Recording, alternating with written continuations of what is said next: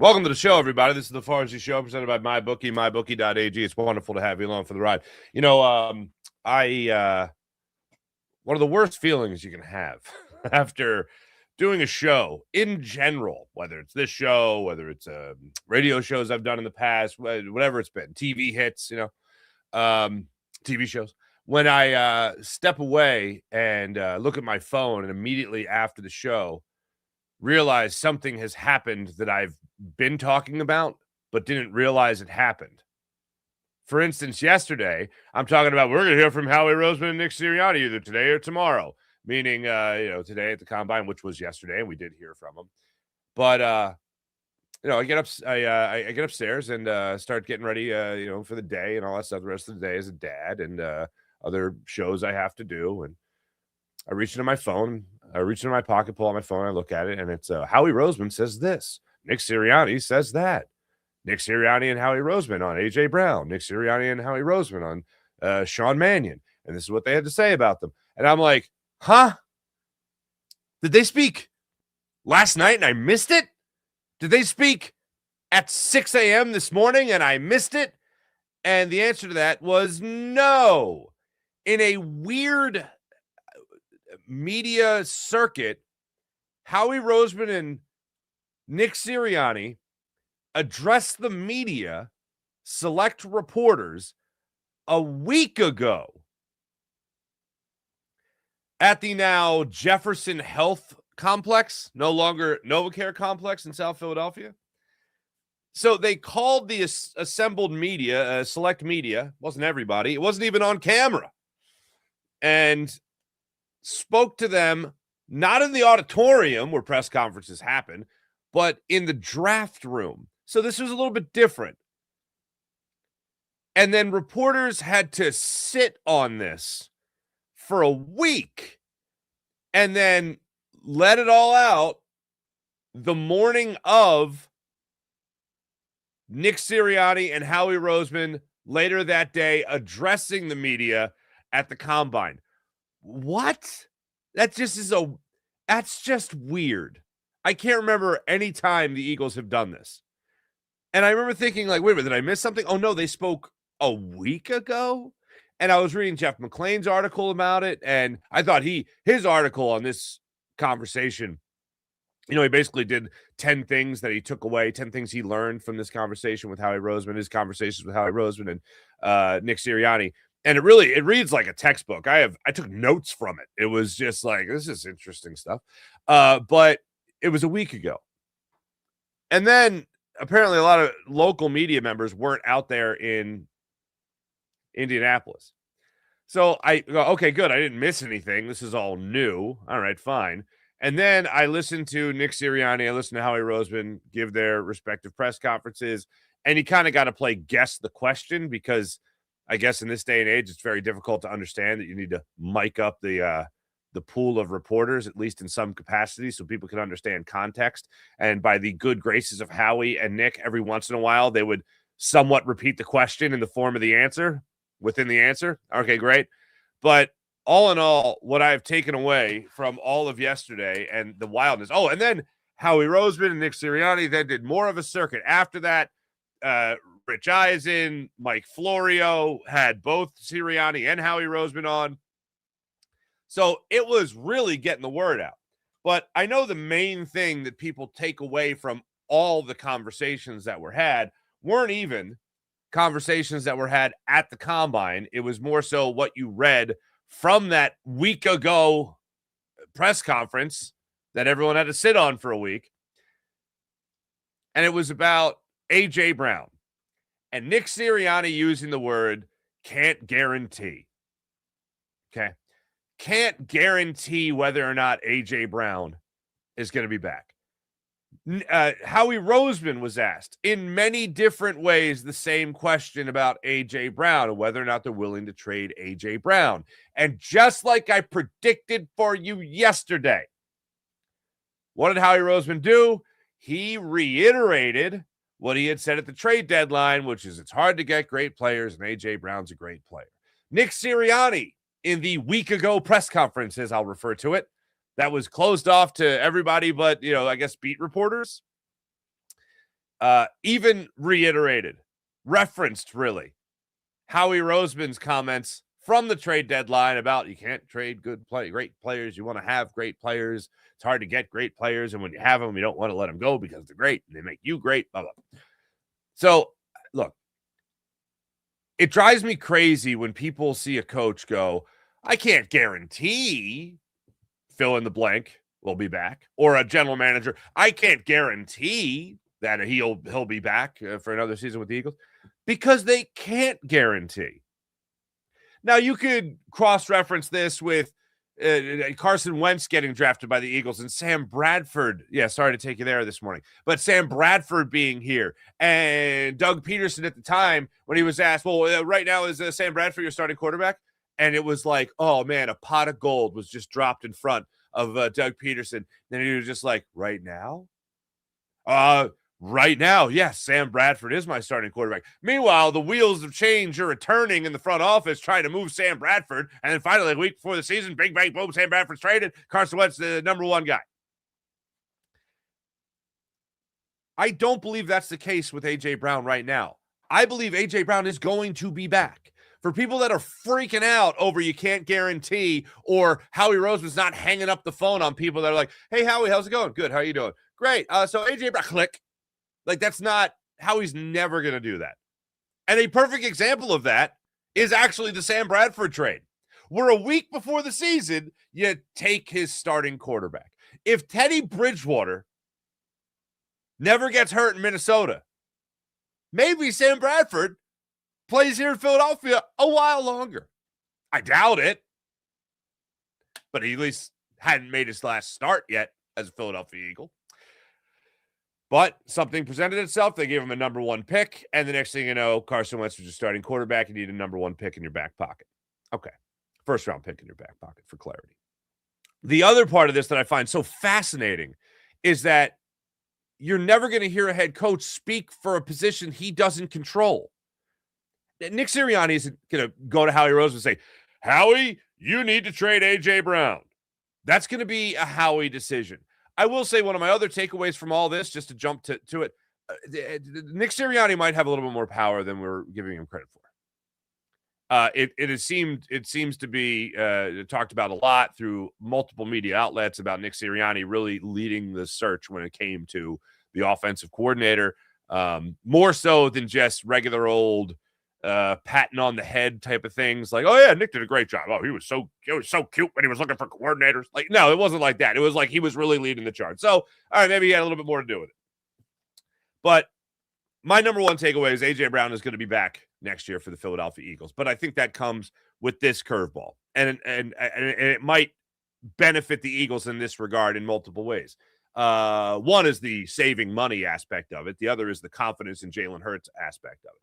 So AJ might not get truly acclimated with what the Eagles want to do and really get a good understanding until after the June 1st deadline anyway, where you could save significant money on the cap and the dead money and all that stuff. So that I find very interesting. A.J. Brown is going to get the playbook. A.J. Brown is going to get an idea of what the concepts are, get an idea of what Sean Mannion wants to do with the offense, get an idea of what Nick Sirianni wants to do with this offense, and that absolutely matters, and we'll get to why in a second. But A.J. Brown's going to get a look at this, and A.J. Brown's going to go, first off, I can have success with this. Looks like they're going to be under center more play action, less predictable, getting me in space. This is good. I like this. When I'm in space, I could do things. All right, yeah, sure, I can be physical, but when I'm in space, I'm pretty good too. I can rack up the yak. Let's go. And this type of offense that they want to run, oh yeah, I could be really good here. But then the second part of it is Jalen going to be good here? Is Jalen going to be able to do this? This is thinking as A.J. Brown. If I have confidence, if I'm A.J. Brown and I have confidence that Jalen Hurts can execute this offense well and get me the football, so that when I am in space, when I don't have to be as physical, and when I could rack up the yards after the catch, well, things are going to be set up for success here, and I'm going to feel pretty damn good about the numbers I can put up this season and the winning we can do this season. that if A.J. Brown gets a look at this offense, and I think he will look at the offense and say, yeah, I can be successful in this offense. But the bigger question is whether or not he feels Jalen will have success in this offense, because Jalen's success will translate to AJ's success. And then later on, Devontae Smith's success, and whoever the tight end is, his success. And then Saquon Barkley and all that stuff. Basically, whether or not there's going to be a much better offense, which is not a high bar compared to last year. But it's going to come down to not only can AJ put up numbers here, but if he thinks Jalen Hurts will excel in this new offense that the Eagles want to install. If he looks at it and says, yeah, I like this if I had a quarterback that could execute it, so trade me. Get me the hell out of here, or I'm going to make everybody's life hell for the next couple of months until you do it. But if A.J. Brown, as I have talked about over the last couple of weeks, in retrospect, with Kevin Patullo being out and A.J. Brown saying something along the lines of, bless Kevin Patullo's heart. He's a good guy, and I thought I did a good job. I was like, oh, wow. Oh, boy, we're talking about his heart, and you're from Mississippi? All right, that's not a compliment. I know exactly what you're doing there, A.J. Brown. You're looking at Kevin Patullo being like, hey, good try. Not successful, but, bless your heart. So him looking at this new offense, this new scheme and all that, he could look at it and go, and I think he will go, oh, yeah, this could be great. But if Jalen's not going to be good at it, I want to be out. So if he stays, that shows a lot of confidence in the scheme, and also Jalen to execute the scheme, to execute it well, and to get him to football in space and get the passing game going again. So for all that, I think it is going to come down to a June 1st designation, if anything, or excuse me, actually after June 1st, not just a designation, where we'll really find out anything. But A.J. Brown's not getting moved anytime soon. I don't see him getting moved at the trade deadline. Excuse me, at the NFL draft. I don't see anything like that happening. I think A.J. is going to be here. I think A.J. is going to play again this season for the Philadelphia Eagles in 2026. My other takeaway are just some things that I realized yesterday about Sean Mannion. And this comes from the Jeff McClain article, as well as just kind of putting pieces together. So Sean Mannion's a whiz kid, right? And whoever the Eagles spoke to about Sean Mannion, like, oh, man, you're talking to Sean Mannion? Oh, man, get ready for his wizardry. Really bright future star in the coaching world of the NFL. Really, after kind of 2 years as a coach, not a head coach, certainly, but, assistant and position coach and all that stuff. You want to really? Okay. So all the people that Howie Roseman and Nick Sirianni talked to, they were all like, oh, man, this Sean Mannion, he's great. 14 openings for a coordinator position in the NFL. And nobody sat down with Sean Mannion other than the Philadelphia Eagles? Is that a red flag? That's a bit of a red flag. Now, I know people weren't beating down Doug Peterson's door. Hell, they weren't beating down Andy Reid's door back in the day. They weren't beating down Nick Sirianni's door. But all those guys worked out in some capacity, didn't they? Chip Kelly was like the one sexy name out there that met with the Eagles, and it was like, I don't think I want to do this. And then he was like, no, I totally want to do this. And the Eagles were literally like having dinner with Gus Bradley at the time. And they're like, Gus, we have something to tell you. There's somebody else. I'm so sorry. You can finish your pork chop, but you're not getting the job. And then they hired Chip Kelly. That was the one time they kind of strayed from the fray. But looking at the situation from, pun not intended, the bird's eye view, they're looking at it, the Eagles, as they got a great coaching candidate here to run their offense and call plays for them when nobody else was beating down their door to talk to Sean Mannion. Yet everyone had great things to say about him. I'm a little skeptical when it comes to things like that. Is it damning? No, it's not damning. I just find it interesting in a negative way that nobody else is beating down this whiz kid's door. The other aspect of it is, time and time again throughout Jeff McClain's article, he refers to this new offense with the Philadelphia Eagles. And the reason, it's not like he just pulls it out of nowhere. He references it because after the Eagles, I should probably set this up first. the red flag's there. So 14 openings. No one goes after Sean Mannion but the Philadelphia Eagles. They bring him in for an interview after the Zoom interview, and everything was great.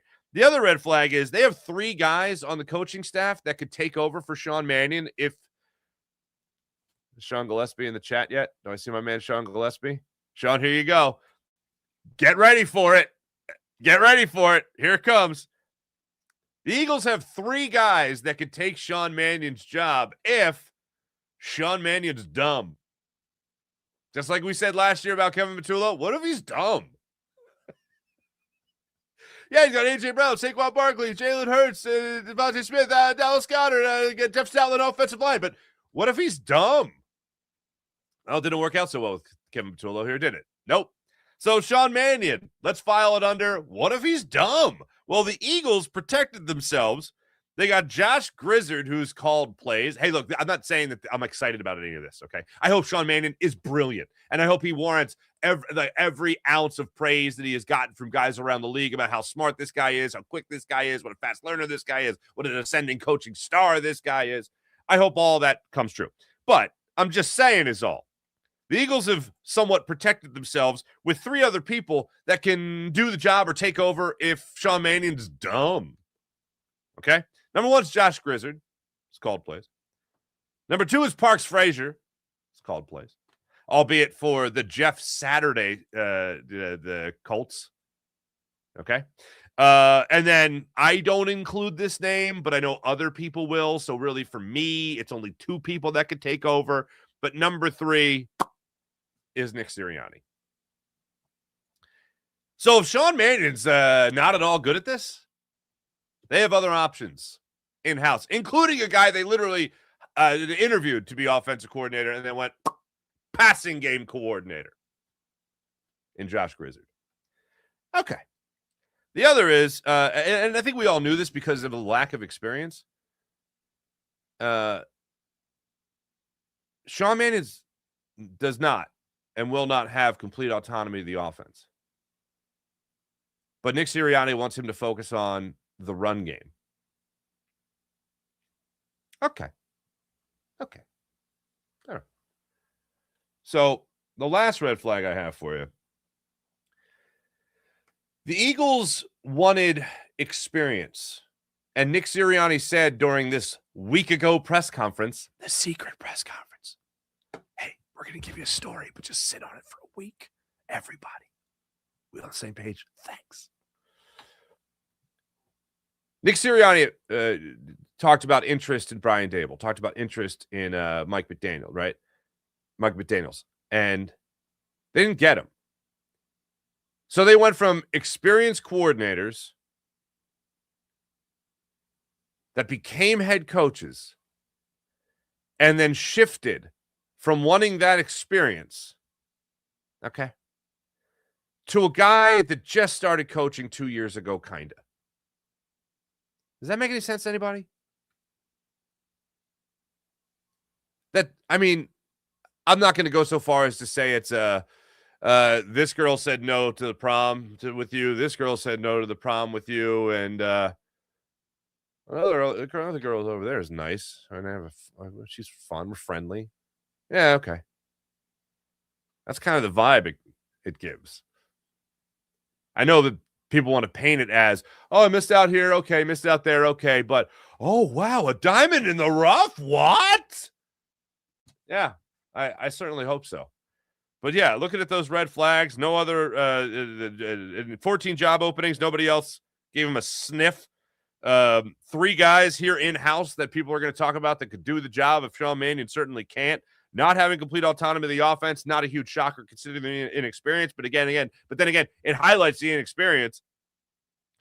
And then you went from wanting head coaches that were coordinators to the inexperience. Fascinating. And all the while, he's got to win over Jalen Hurts, and he's got to win over A.J. Brown, and he's got to instill confidence in Saquon Barkley that they can get this run game going again. All right.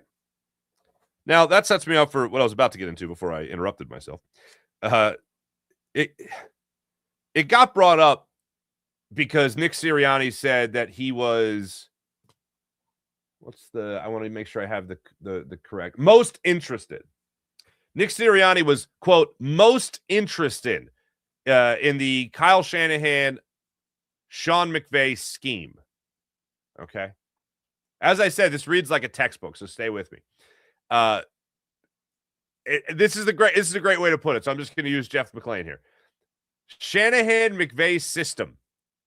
Okay. Let's all imagine that we got our textbooks in front of us at school, and the teacher says, all right, now go to the back for the definition. And you go to the back. Was it the glossary? Is that what it is?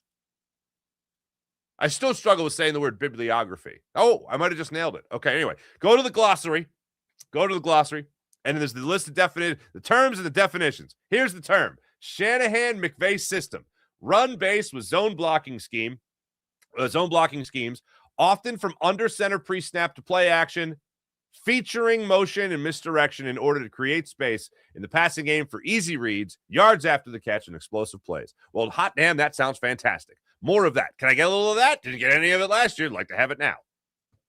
But that's what the Eagles are trying to do this year. They're also trying to change to wide blocking scheme. Oh, you want a definition? Offensive line blocking at an angle to open up cutback lanes for Saquon Barkley, essentially, in all this. Mid-zone blocking is what they were doing pretty much entirely under Jeff Stoutland through his 13 years here in Philadelphia, which is a lot more straight ahead, winning your one-on-one, all that type of stuff. So that's what they want to do. Also, Jeff McClain referred to Landon Dickerson as a cinder block, which I just found hysterical. But that's the changeover, which does put some light and shed some light on Jeff Stoutland being like, 13 years doing it one way, learning another way right now. No thanks. I'm going to go make my linguine and clams down the shore. Deuces. Okay. That's a real thing. He did make anyway. But that's what we're looking at here as an offense. And it also leads me down the path of really solidifying what I was even saying yesterday and been saying in the offseason. Eagles are going to target offensive line in this draft. That's the direction they're going. And I don't think that's a shock to anybody. I don't think that's groundbreaking to anybody. I do think they're actually going to have more of a interest in edge rusher as well. That's one takeaway I have from yesterday, just based on some things Howie was saying, putting things together. Maybe they're going to be a little bit more invested in edge rusher if Jordan Phillips prices himself out, if the market prices himself out. Howie did talk about Jordan Phillips and the great fit under Vic Fangio. That says a lot.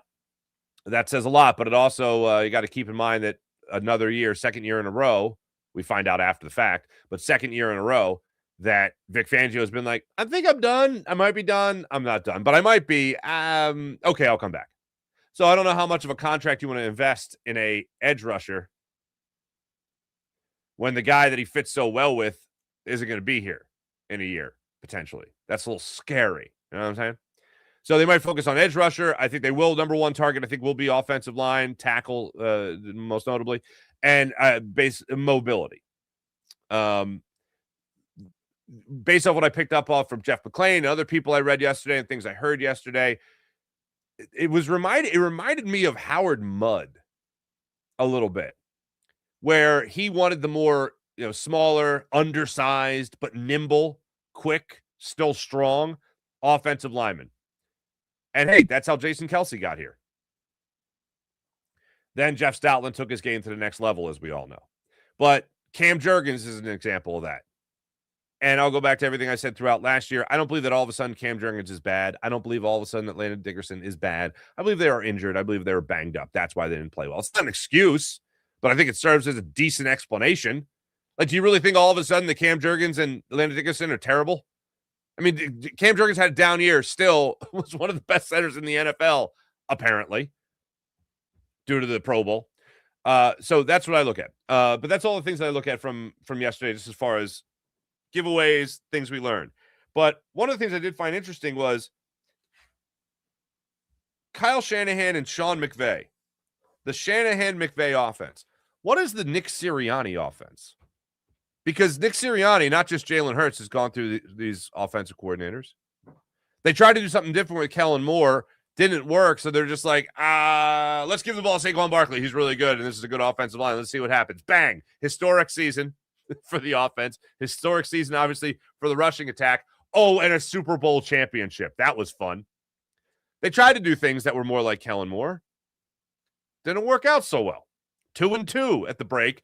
Then Lane Johnson and some other guys got into the office of Nick Sirianni and were like, hey, Nick, Saquon is here now. He's not with the Giants. You're not going to believe it. He's here in Philadelphia. He plays for your team. Let's use him a little bit more. Okay. So I'll be interested to see if they have a little bit of a shift, getting away from whatever it is that Sean Mannion wants to do and going back to more of what they have done in the past. Now, that's not just going to come down to the offensive line. It's not just going to come down to Saquon Barkley. And it's not going to come down to just whether or not A.J. Brown's even back or not. It's going to come back. It's going to come down to Jalen. It's going to come down to Jalen Hurts and whether or not Jalen Hurts can execute the offense. I have confidence he can execute the offense. I know a lot of people don't have confidence he can execute the new offense, but I have confidence he can execute it. The reason I have confidence in the fact that he can execute it is he changed philosophies in college, still had success. He has had so many different offensive coordinators in the the NFL, play callers in the NFL. I believe that if you just get a guy that, and I've said this a million times before, but I'll say it again, if you just get an offensive coordinator who doesn't draw his plays up in crayon, you're going to be off to a really good start with Jalen Hurts as your quarterback. The other thing that I learned from yesterday was with the new scheme, with the Shanahan-McVay scheme, listing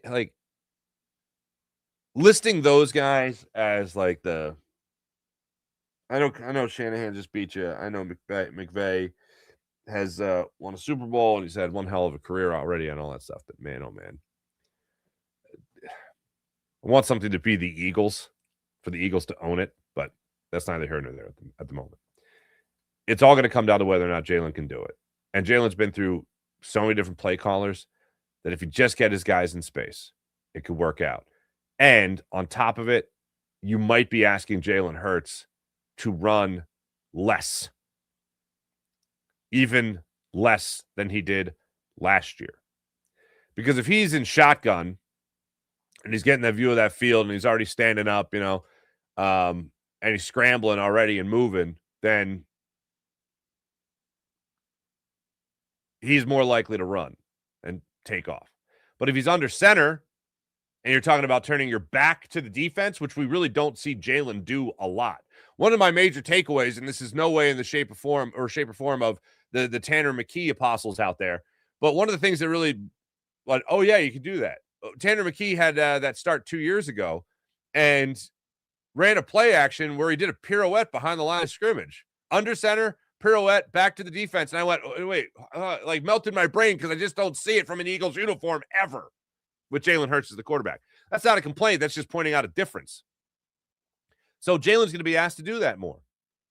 And one of the things I pointed out was Sean Mannion certainly coming from an offense where they were under center, what was it, 50% more than the Philadelphia Eagles? Or excuse me, they were Eagles bottom tier, under center, Packers middle of the road. So yeah, you're going to have to turn a corner here if you're Jalen Hurts. And all right, well, if I don't like being under center, it's time to get used to it. Look, another thing I've been really driving home since the end of the season was whoever the new guy is, in this case, it's Sean Mannion, Parks Frazier as a quarterback's coach, whoever the new people are surrounding Jalen Hurts with Scott Loeffler departing, you got to drill it into his head. It's time to, like, the comfort zone is nice, but time to expand the comfort zone. The best example of that is throwing over the middle. Everyone talks about Jalen doesn't want to throw over the middle. When he actually throws over the middle, he completes passes at like 74%. It's insane. It's like, why doesn't he do this more often? That kind of thing. Well, okay. You could do that. Do that more. Expand the comfort zone. Make that part of your comfort zone. And then when we're talking about go balls downfield, when we're talking about being under center, those are all things that Jalen's going to have to get more and more comfortable with.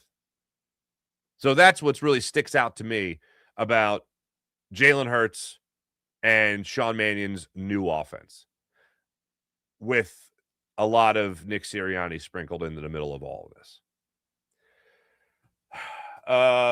Just perusing my notes. I think I got the major points I wanted to get in from yesterday. It really was a lot, man. So you had the week ago press conference that everyone stayed silent on. Then you had Howie on Florio, Sirianni on Florio, Howie on Eisen. Actually, you know what? One thing I thought was cool about the Eisen interview was that Howie Roseman's first draft that he was ever like really a part of, it was the draft they took Derek Burgess in the 3rd round. I think I have that right.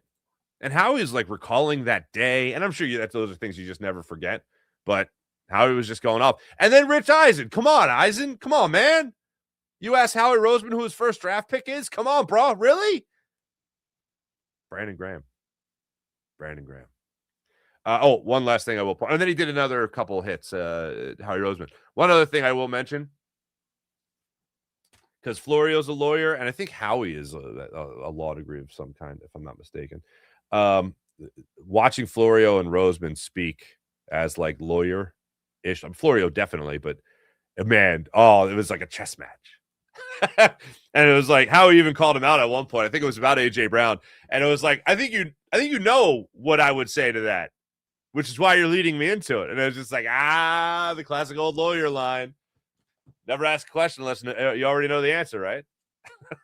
So that was interesting. That was interesting.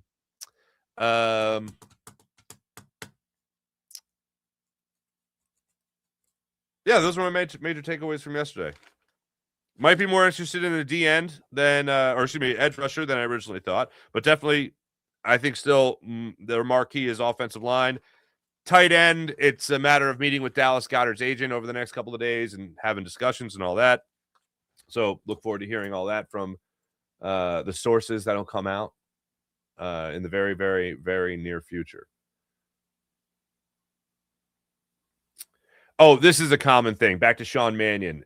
The word detail, and I was waiting for it because I remember watching something from Joe Banner and Jeffrey Lurie from years ago on Andy Reid. And the key thing, and this isn't, I'm just using that as the example because we all know it, but when people are looking for head coaches, they're dazzled by detail.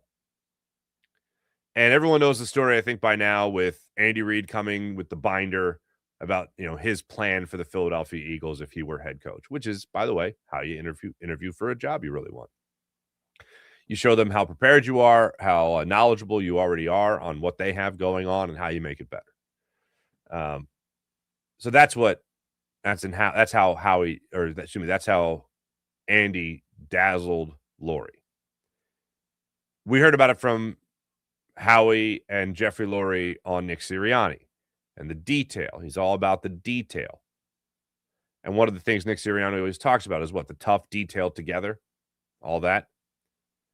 Well, when Nick Sirianni was talking about Sean Mannion, he referenced everybody talking about detail. The detail this guy pays attention to, the detail what this guy puts into his work, what this guy puts into his communication, what this guy puts in, to everything. When it comes to working with Jordan Love or Malik Willis or whoever it might be, this guy just has the detail. So if you're looking for details from Kyle Shanahan, from Sean McVay, Matt LaFleur, Kevin O'Connell, Sean Mannion is going to have those details. So that's another thing that apparently really blew Nick Sirianni away when it came to the second interview in person with Sean Mannion. So all about the details, and this offense can use some details, to say the least. So I got for you on the Eagles. The Philadelphia 76ers played a basketball game last night, and Joel Embiid joined them for it. After missing 4 games, it was his first game since February 7th. So he went through the All-Star break, hadn't played. So he was out there 3 weeks almost, and he plays. 2 weeks almost. A little over 2 weeks. Goes out there, gets 27 points in 26 minutes. And yes, it's against the Pacers. We all get it, okay? But they just lost to a 15-win Pelicans team. So, yeah, I'm going to be a little happy about, beating the Pacers. Joel Embiid looking good. Joel Embiid coming back into the game, even though he didn't need to come back into the game per se to win or anything like that.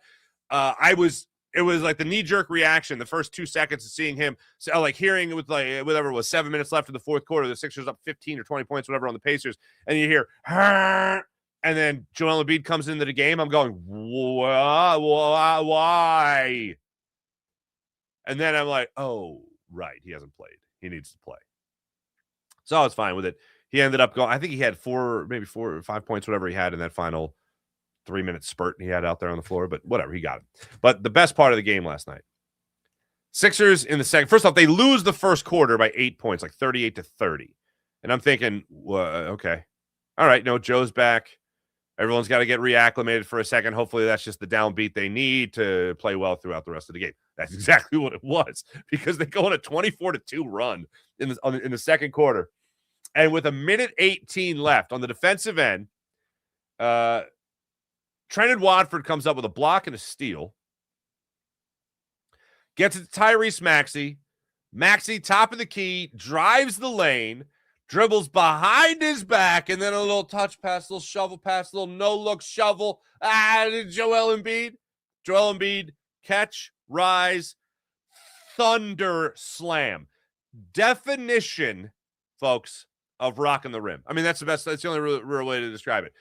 Joel Embiid, I don't know how it has taken this long to really acknowledge the explosiveness that this guy can have, but it's wild. After all these knee surgeries and now a shin injury, this is the most explosive I've ever seen him. Don't give me 24-year-old, 25-year-old Joel Embiid. This is more explosive. I don't know if he just feels like he really needs to make up for lost time or whatever it might be. But even Embiid saying, like a month and a half ago, 2 months ago, when he had the alley-oop, he was like, yeah, I probably shouldn't have thrown that down. Probably not right. Yeah. But he still was playing great, and he's been playing great when he's played, obviously. But seeing him go up there and rock the rim the way he has, the explosiveness is not something I'm used to for Joel Embiid. I'm used to, we talk about precision, precise, tactical drives to the basket, the rip through, getting to the foul line, manipulating the game to his benefit, which is called smart play. I'm not knocking him for it. But it's wild to see it. And to see it now, all right. Just make sure you stay out there, fella. Need you for the long haul here. Defensively still leaves a lot to be desired. So I'm hoping that comes around. But comes back 27 points in 26 minutes. 5 rebounds, or should be 6 rebounds, 5 assists. And Joel Embiid being able to dish the basketball, awesome. Also, Tyrese Maxey was a rebound shy and 2 assists shy of a triple-double, 32-point triple-double. And there was one instance where I thought he was going to get that. It would have been, I think, his 8th assist of the night, so he could have had 9. But I think it was the end of the third quarter. He gets a fast break. Bona's on the wing running with him, and Bona crashes to the basket as he should. And Maxey floats it up there, and I thought he was going to I was like, oh, he's going to get the assist. He's going to go for the triple-double. He's going to get the assist. Sixers had the game in hand. Maxey floats it up there, and I think, oh, here comes a Bona. Here comes a Bona slam.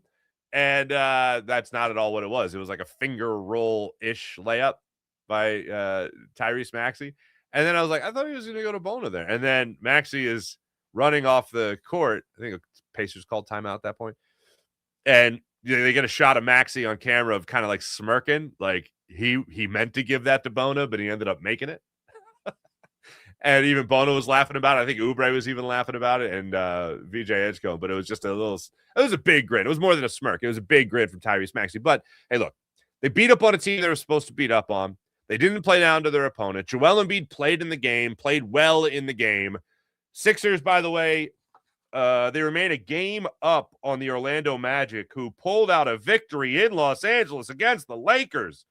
Wendell Carter coming up with a layup with 6 seconds left as they get by the Lakers by a 1-point win. I think it was 110-109. It was a 110-109 victory. Look at my memory. Check out the big brain on Brad.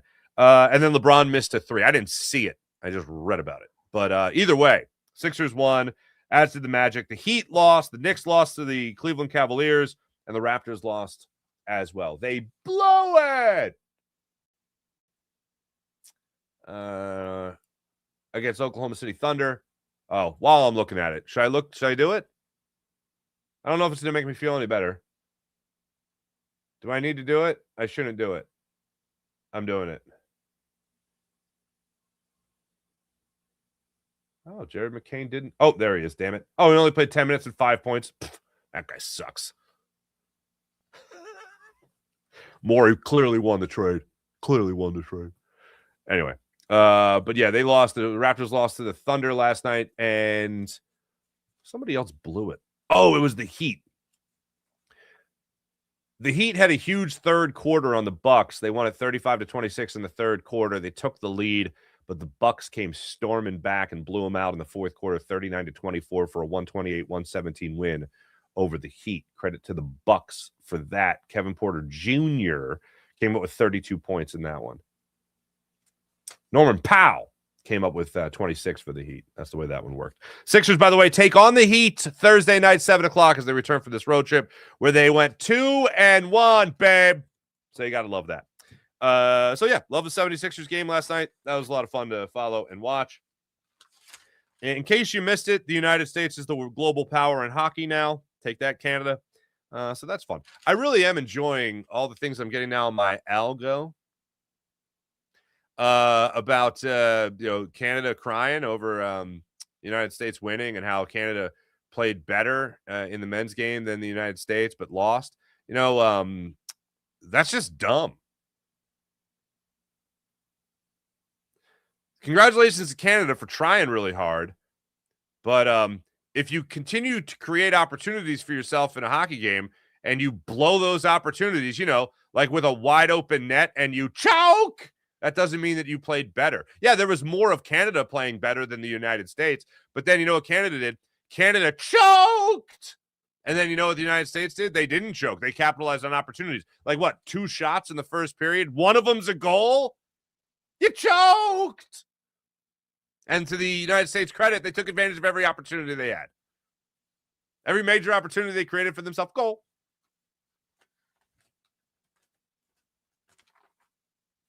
That's fun. Hockey's fun.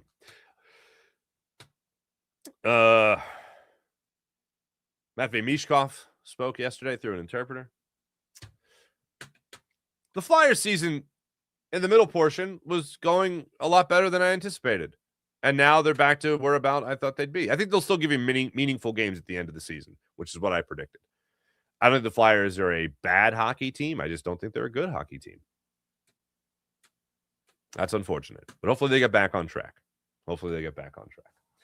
Hey, let's get into the chat check and see. Oh, before I do that, how about PHL Sports Nation, Philadelphia Sports Nation, enhancing your Philadelphia sports fan experience across all social media and blogs. That's PHLSportsNation.com. Let's get into the chat check and see how you wonderful people are doing this fine Wednesday. Oh, my goodness. Did not enjoy seeing the snowfall when I was coming in to do the show. I took a gander outside and went, really? I mean, I knew we were going to get a light dusting. That's pretty much what it looks like, at least by me. But yeah, I feel like Canada's taking their revenge on the United States by giving us their weather. You take a gold medal, you're taking our weather with us. That kind of thing. T-Bro, what's up, buddy? How do you know it's the beginning of baseball season? I was just watching a 16-year-old who was 6'6", throw 98 miles per hour. I think I saw that same clip. Local kid? Maybe I don't know. I just saw something about a young guy throwing like 98 or whatever it was. Yeah. But yeah, Phillies got spanked yesterday, by the way, like 6-1. They're 0-3-1. Speaking of hockey, yeah, they lost to the Marlins last night, babe. 0-3-1. Trey Turner was in the leadoff spot. Bryson Stott got you a base knock.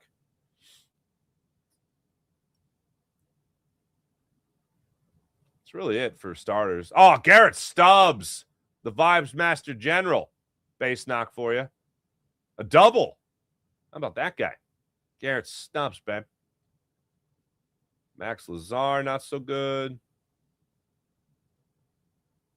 Yeah, not great. Not great. Oh, Carson D. Martini got another hit. Hey, they miss Guzzi. I could get another hit. Anyway, Soriani, there you go. Sean Kilrain, what's going on? Oh, Rye, good morning. Sean Kilrain, hello. Rye, Soriani was on the Florio show. Wasted time listening, nothing new. Rye, I think you know what I enjoyed about that interview, and I'll just say it was in the first, 30 seconds. After that, I actually laughed. Because just like it was two lawyers speaking, Howie Roseman and Mike Florio totally played the Italian card with Nick Sirianni. And there was just a couple of paisans being like, oh, what's your favorite swear word? Okay, I'll say it. The first question was, what's your favorite swear word in Italian? I believe that was the first question. And then the second was, what's one word you would use to describe the season? And then Sirianni, he said, I'll see your Italian card and I'll raise you this Italian card. And Sirianni said, well, I'm Italian. I need more than one word. And I was like, okay, that's funny. That was actually funny. I got to give it up for them.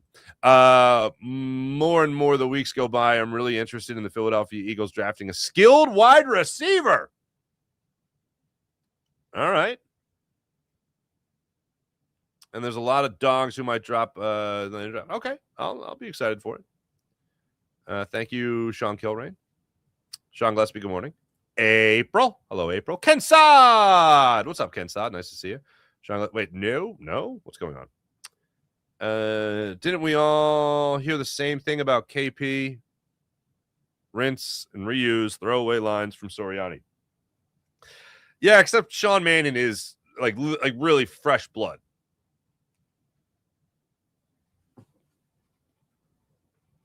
Really fresh blood. Not in-house, outside perspective. Yep, that's the crazy thing, Sean Kilrain. 17 candidates for the opening at the OC position. Wanted a coach with play calling experience, and they're like, yeah, how about this guy with no experience? Even how about, hear me out, wait for it. Let's just entertain the idea of it's not a guarantee, but let's just hear me out, wait for it. What if instead of more experience than Kevin Patullo, we went with even less experience, but now hear me out. Listen here. He played the position for 9 years. As a starter? Oh, no, God, no. He's made 2 starts in his entire life. Oh, but he's really good at Oregon State. Get him in here. Yeah, I too don't like the idea of pushing Stout out. Still seems weird to me. After interviews, Mannion and all that became secondary. Safe to say he blew them away. Far as it, yep. Hey, no doubt, Sean Kilrain. He absolutely blew them away. Howie gave more of a complete answer with Mike from the show with Sim. Well, Sims wasn't on the show. Chris Sims wasn't on the show. About AJ, checked it out. A more extensive convo. He gives a... Yeah, I mean, I think I pretty much paraphrased what he said, which is he wants him here. It's hard to have great players. He's a great player. And if somebody calls about AJ, he's going to listen because somebody might give him the offer like the Minnesota Vikings gave him for Sam Bradford. Basically hold him until somebody really blows you away with an offer. And that's exactly how he should play it. You know how Howie should not play it? Like Dave Dombrowski played the Nick Castellanos card. Okay? And what are you going to do? Tell me that it was already too public? Everyone knew that Nick Castellanos brought a beer in the clubhouse, but somehow that stayed so silent after it actually happened? Find that hard to believe there, Scooter. But when it came to, I don't know why Dennis Miller is in my head today, but he is. When it came to the Eagles and the way they're handling A.J. Brown, this is exactly how they should handle A.J. Brown. Even if they're lying through their teeth. This is exactly how they should play it. Oh, no, we love A.J. Brown. A.J. Brown's great. But also, they're not going to get caught in a lie because they're saying the obvious. They're not going to hang up on teams that are calling about A.J. Brown. They're not going to be there in Indy watching guys run their 40 times and then go, and a GM goes up to, or Mike Vrabel goes up to Howie and be like, so, A.J. Brown. And then Howie takes off his white glove and then slaps Mike Vrabel across the face with it. Like, that's not going to happen. It's not going to happen. Having to remind Sean Code, having to remind a coach that they have a game-changing running back. That's the world we live in.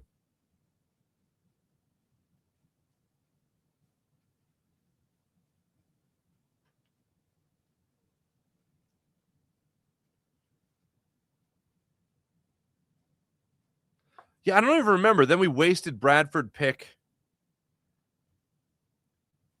Who was the Bradford pick? I can't remember off the top of my head, and I don't want to do more research. Oh, you know what? Hold on. Let me just do the thing here. I'll just do this. I'll just do the thing. I'll ask the machine. Who did the Eagles get with the first round pick they traded Sam Bradford for? I thought it was Derek Barnett.